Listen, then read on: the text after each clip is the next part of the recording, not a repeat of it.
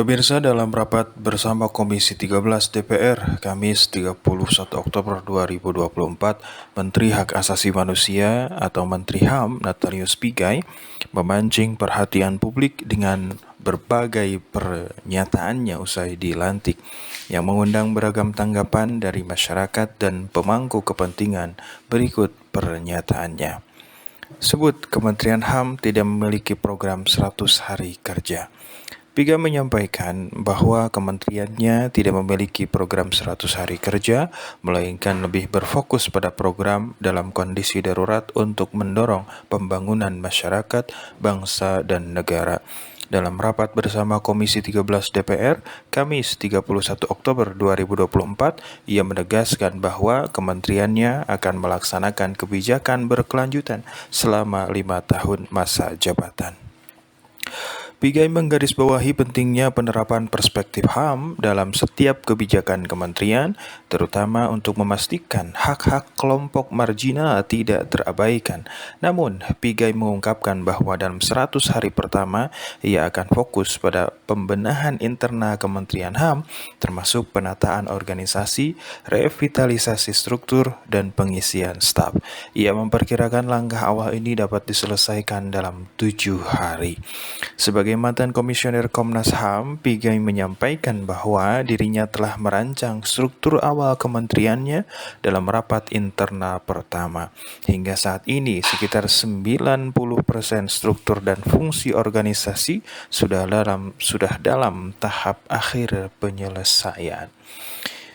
Minta anggaran hingga 20 triliun rupiah.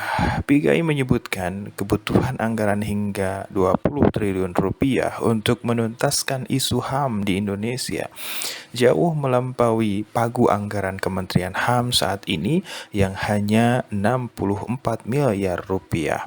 Ketua Komisi 13 DPR RI Willy Aditya langsung merespons dengan mengagendakan rapat kerja bersama Pigai untuk membahas usulan kenaikan anggaran tersebut. Pigai berpendapat bahwa tambahan anggaran sangat diperlukan untuk memenuhi berbagai kebutuhan HAM di Indonesia, termasuk pengadaan fasilitas dan sarana yang memadai, mengingat Kementerian HAM baru berdiri sendiri setelah sebelumnya menjadi bagian dari Kementerian Hukum dan HAM. Menurutnya, program pembangunan HAM memerlukan dukungan anggaran besar, termasuk untuk membangun pusat studi HAM, membuka jurusan HAM di universitas, serta meningkatkan kesadaran HAM di desa-desa.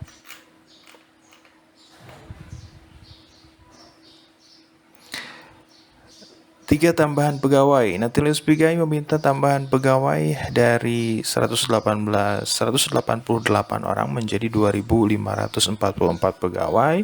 Usulan tersebut disampaikan Pigai saat rapat dengar pendapat bersama Komisi 13 DPR Kamis 31 Oktober 2024. Pigai mengatakan tambahan staf tersebut harus dibarengi dengan penambahan anggaran untuk belanja pegawai.